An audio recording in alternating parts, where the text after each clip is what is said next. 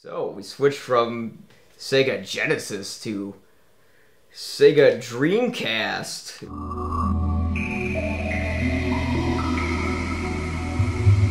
Ooh. And we're playing Shenmue. What's Shenmue? Ladies and gentlemen, Shenmue! Thicker looking hair in 1 week, guaranteed. Shenmue. Ah, good. The first Shenmue.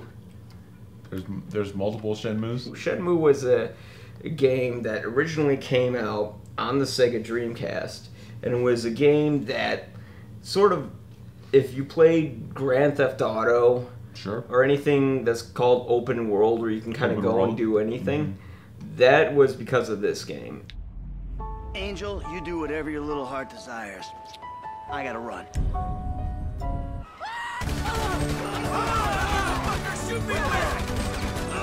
I'm reloading!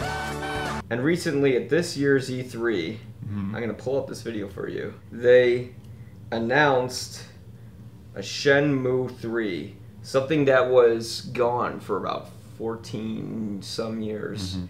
Okay. Holy. All right. Composure. I've got my composure back.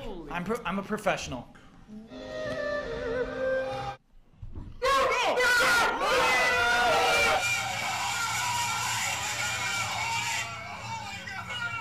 Wait, what? Oh, like they just saw footage of it?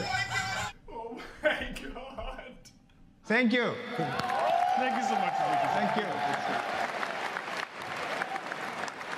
If a game can have that sort of impact on people, Oh! What? Shenmue! Shenmue? Are you fucking kidding me? Ah! imagine a few years from now that if games can be made and shown in something like your typical art museum. Games are so much more than just code that runs inside of the computer. You were looking at the output of passion, of love, of art. Music can be experimental.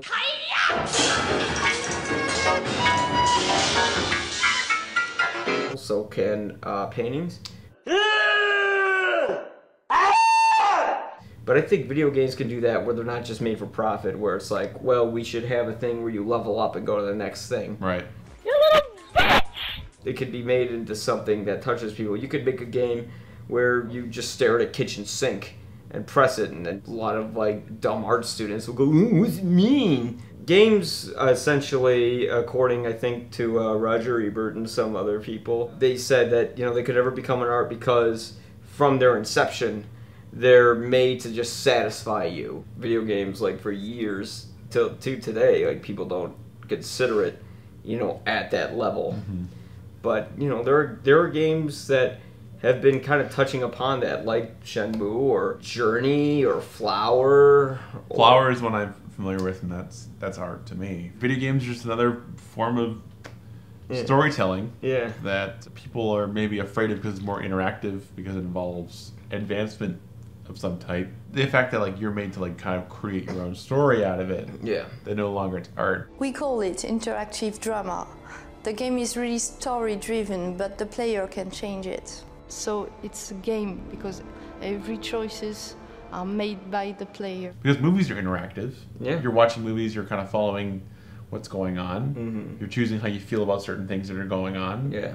And even if the character has a certain arc, you still have a certain feeling about whether it's complete enough for you or whether, you would have done something differently. I think that's the big point, is that a lot of this is supposed to be interactive, but video games are more immediately interactive. Yeah.